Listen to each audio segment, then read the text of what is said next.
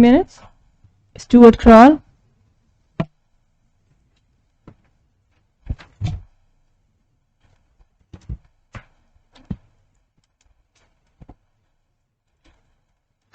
Stu Kroll. First, I want to acknowledge a few people, Councilman Troiano, for showing some interest in the dire situation that cats in our town find themselves. Councilman Lurvy also appears to be supportive of construction of a cat shelter, and most of all, I want to thank Councilman Delamonte for her sincerity and desire to meet. I must say that after 4 years of meetings and discussions, I am totally focused on concrete actions. It also bears repeating that this horrendous situation was engendered by the cruel, in fact more so now than ever, engendered by the cruel and ignorant policies of John Kamen. There's no plausible reason why our wealthy town is the only one on Long Island with no cat shelter. Our previous supervisor is far from blameless in this situation as well. When I was made aware of this horrendous situation, the previous administration spoke about investigating state grant money toward the construction of a new shelter or the expanding of our existing one, which is not really practical for many reasons.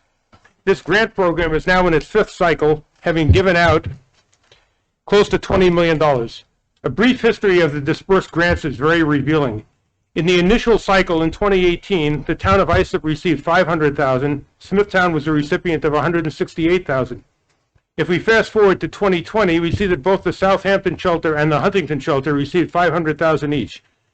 It is also revealing to know that apparently between 25 and 50% of the grant money is the financial responsibility of the municipality itself. The exact amount is based on sundry factors which were not defined to me. Our town in North Hempstead, very interestingly, received $200,000 from this fund in 2018. The money going towards the dog shelter, of course, because there are no cats, toward new kennels, windows, while I am very glad, and updated electrical and plumbing systems. While I'm very glad that the dog shelter now has new windows, wouldn't it have been more important to try and help cats that are sick and dying on the streets? Apparently, if action is taken immediately, there still may be money available in 2023. I would imagine the town has a grant writer on the payroll because that's going to be a factor that they're looking at. We need to be registered in the grants gateway to be eligible.